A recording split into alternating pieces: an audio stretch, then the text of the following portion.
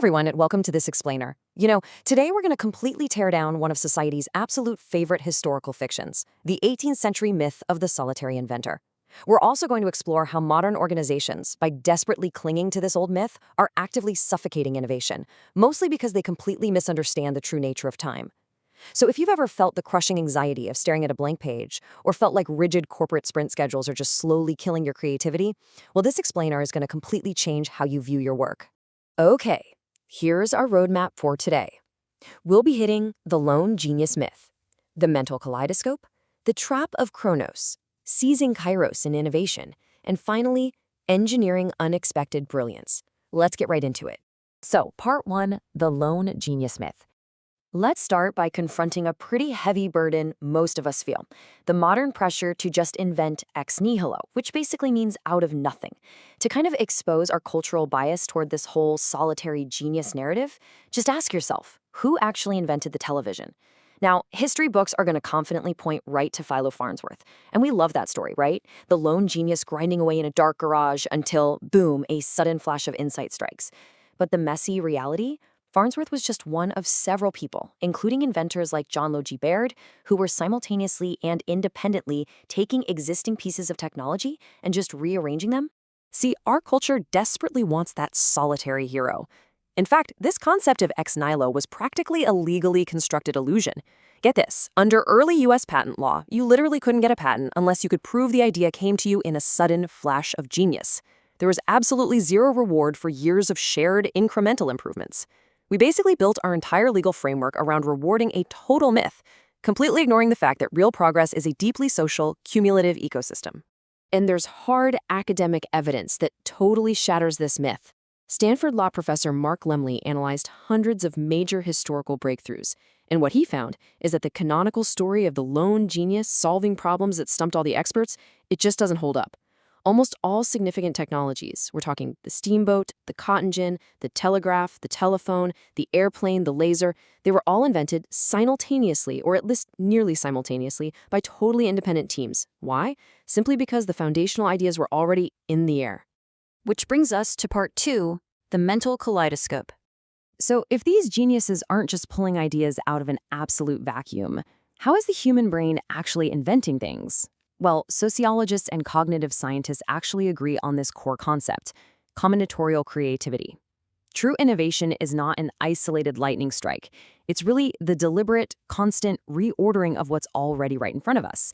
It's about reaching into this massive, shared database of human knowledge, grabbing specific items, and synthesizing them in a completely novel, unexpected way. You literally need the old pieces to make the new pattern. Mark Twain actually gave us an absolutely perfect, poetic metaphor for this. He said it's like a mental kaleidoscope. Think about it. We all look at the exact same colored glass pieces of cultural and scientific knowledge. You aren't generating brand new glass out of thin air.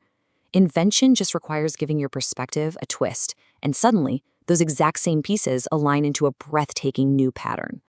Moving right along to part 3, the trap of Chronos.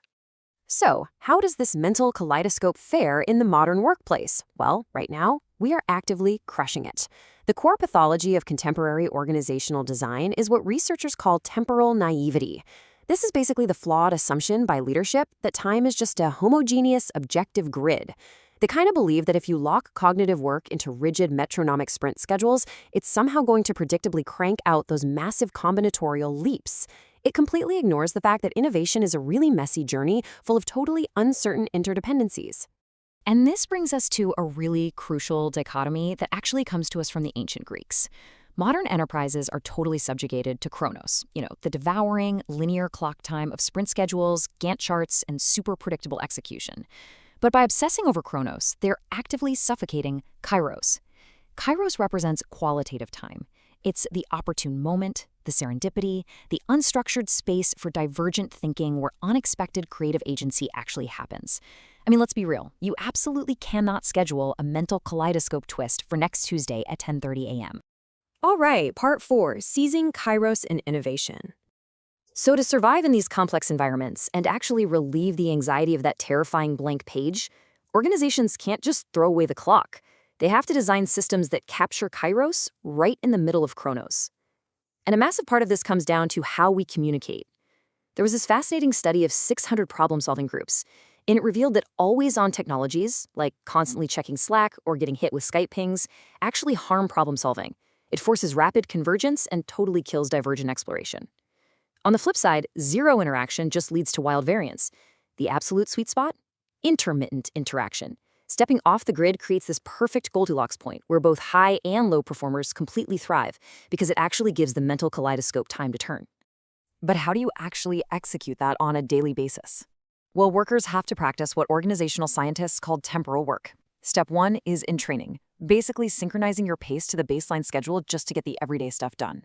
But the real magic happens in step 2, detraining.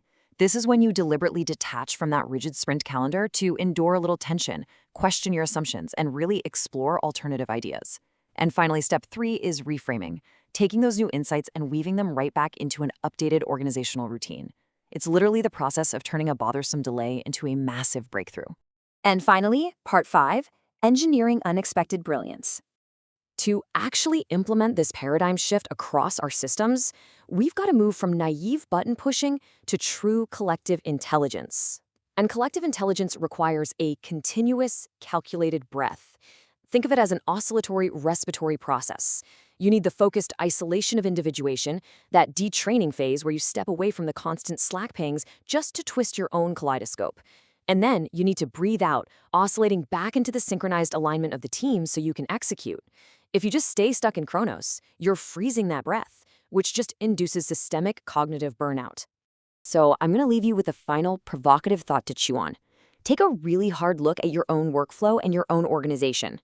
Are you going to remain trapped in the predictable metronome of the machine, desperately trying to invent out of thin air? Or are you going to redesign your systems, really embracing that intermittent interaction and combinatorial creativity to engineer the physical and temporal spaces you need for unexpected brilliance? The choice is entirely up to you. Thanks so much for joining me on this explainer, and I'll catch you next time.